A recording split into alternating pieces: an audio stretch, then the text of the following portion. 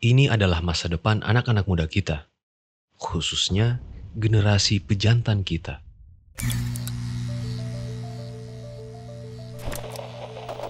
Kecanduan game online, seorang pelaku spesialis pencurian toko kelontong diringkus polisi.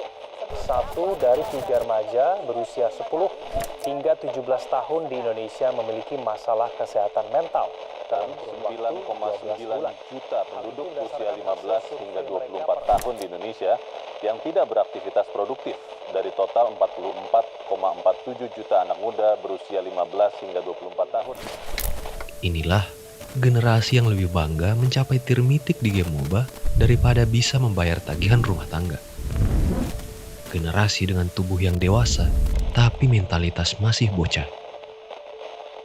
Generasi yang paham beragam teori, tapi gagap mengurus diri sendiri. Padahal rata-rata usia mereka di atas 20-an. Usia yang merupakan medan tempur, di mana mereka membuktikan kemampuan mereka dalam bertahan hidup. Tapi sebelum kita mulai menghakimi, coba tanamkan pertanyaan ini. Dari mana semua ini bermula? Karena kenyataan pahitnya, ini bukan sekadar kemalasan. Ini adalah produk dari sistem yang gagal membentuk generasi pria dewasa. Sistem yang melahirkan pria-pria dengan gangguan man-child syndrome. Man-child syndrome adalah suatu fenomena di mana seorang pria dewasa secara fisik dan intelektual, tapi secara emosional mandek di usia remaja. Mereka lebih mengutamakan kesenangan-kesenangan instan dan lebih memilih untuk lari dari tanggung jawab. Mereka adalah orang-orang yang terjebak dalam ilusi kesuksesan tanpa usaha yang keras. Dan inilah yang paling mengerikan. Menurut Journal of Adolescent Health pada tahun 2023, 1 dari 3 pria Indonesia dalam rentang usia 22 hingga 30 tahun menunjukkan gejala sindrom ini. Tapi masih ada kesempatan untuk berubah.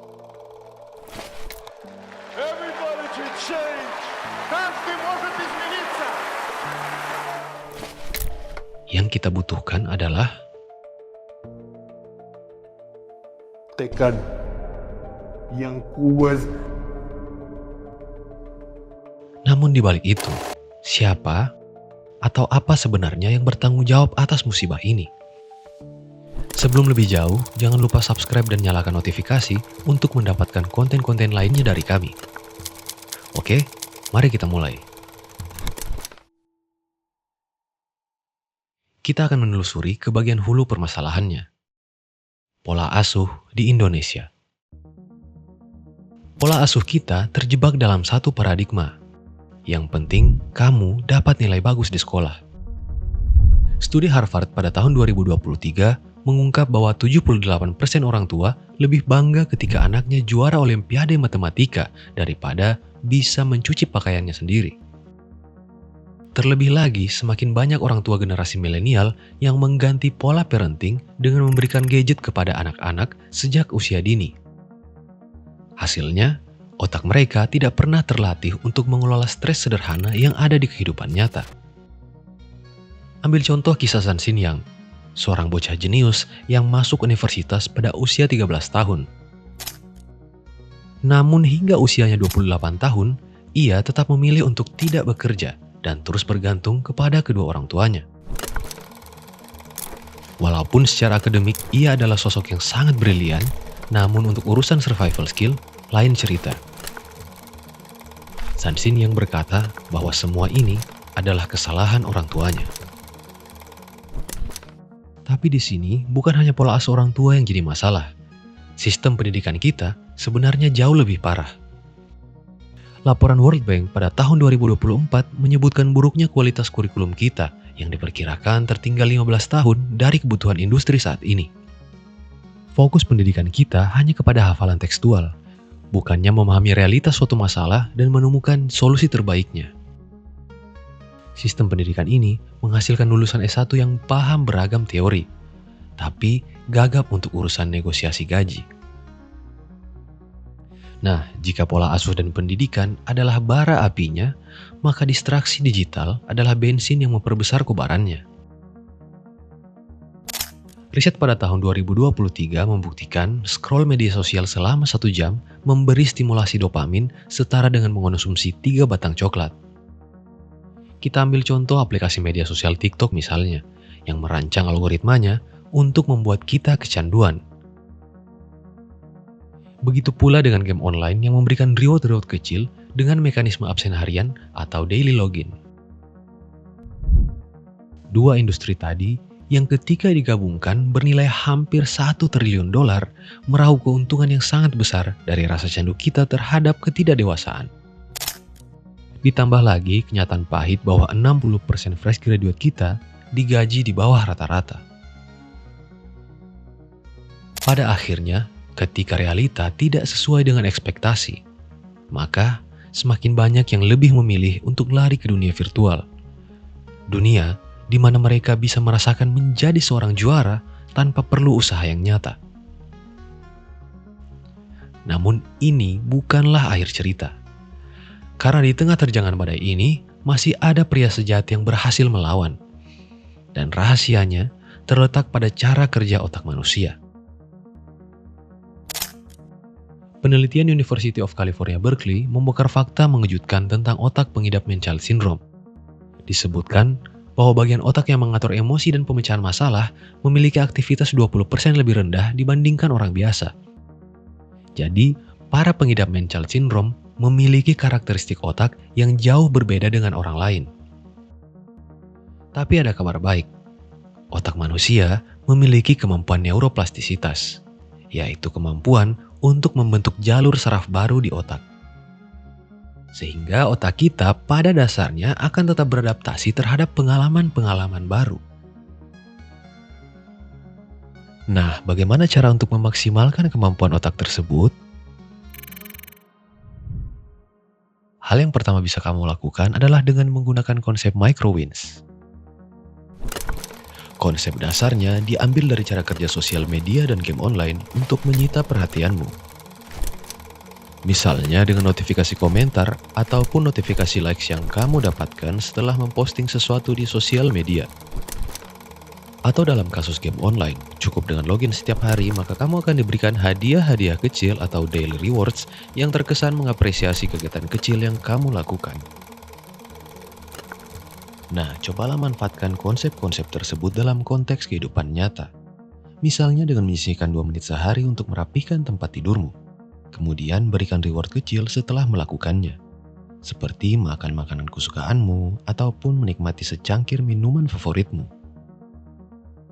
Dan nantinya kebiasaan ini akan melekat dan berkembang membentuk kebiasaan baru yang jauh lebih produktif dalam kurun waktu 21 hari.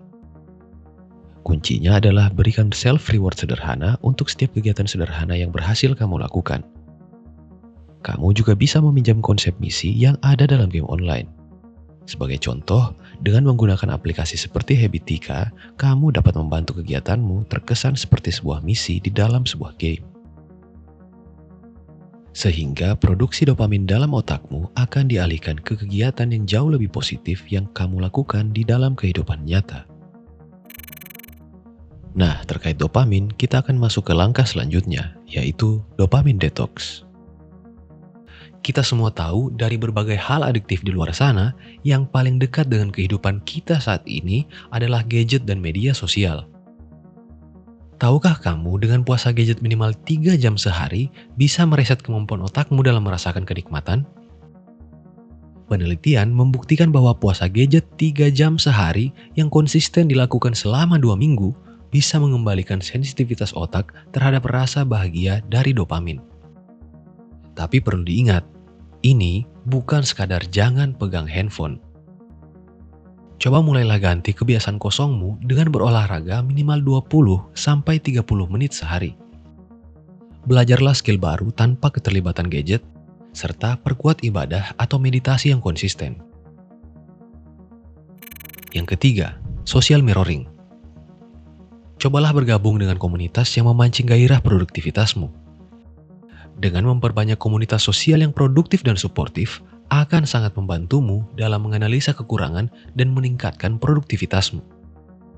Hindarilah komunitas sosial yang menghabiskan waktunya dengan hanya bergosip dan nongkrong kosong seharian. Jika kamu mau yang lebih ekstrim, coba carilah komunitas atau lingkungan yang selalu menyakiti perasaanmu. Misalnya dengan mencemooh setiap kegagalan dan kekuranganmu. Bisa jadi dengan rasa sakit, barulah seseorang bisa berubah. Yang terakhir, shock terapi diri. Semua tips tadi akan jadi percuma tanpa satu hal ini. Hadapi kenyataan pahit bahwa kamu bukan anak kecil lagi. Coba hitung biaya hidupmu tanpa orang tua atau siapapun yang menafkahimu. Kalkulasi berapa income yang harus kamu hasilkan untuk memenuhi kebutuhan dasarmu. Dan hitung usiamu. Sampai kapan kamu akan terus bergantung dan bersembunyi di bawah ketiak orang lain. Ingat, waktu sangatlah terbatas. Jadi intinya adalah ganti caramu untuk merasakan suatu pencapaian. Cobalah perhatikan apakah suatu pencapaian yang kamu dapatkan memiliki dampak positif jangka panjang pada orang-orang terdekatmu. Atau justru hanya memuaskan nafsu sesaatmu. Mulailah untuk bertanggung jawab atas dirimu sendiri. Seperti bertanggung jawab akan setiap perkataan dan perbuatanmu. Walaupun hal-hal ini terdengar begitu sederhana, tapi kita tidak akan pernah tahu kapan orang-orang yang jadi tempat kita bergantung akan meninggalkan dunia ini. Tanamkanlah dalam dirimu bahwa tidak ada yang dapat membantumu selain dirimu sendiri. Jika kamu tidak mampu untuk berdiri dan melangkah dengan kaki sendiri, jangan pernah bermimpi untuk memikul kehidupan orang lain sambil berlari menyusuri waktu. Pilihan ada di tangan kalian, para pejantan Indonesia. Terus jadi bahan candaan sebagai bocil tua, atau mulailah bangkit dan buktikan bahwa generasi kita lebih dari sekadar subjek yang menjadi korban dari sistem yang masif. Like jika video ini memancing gairahmu untuk berubah, dan subscribe untuk konten-konten solutif lainnya dari kami. Jangan lupa share ke teman-temanmu yang kamu rasa masih terjebak dalam sindrom ini. Ingat, kedewasaan bukanlah takdir, tapi pilihan. Terima kasih.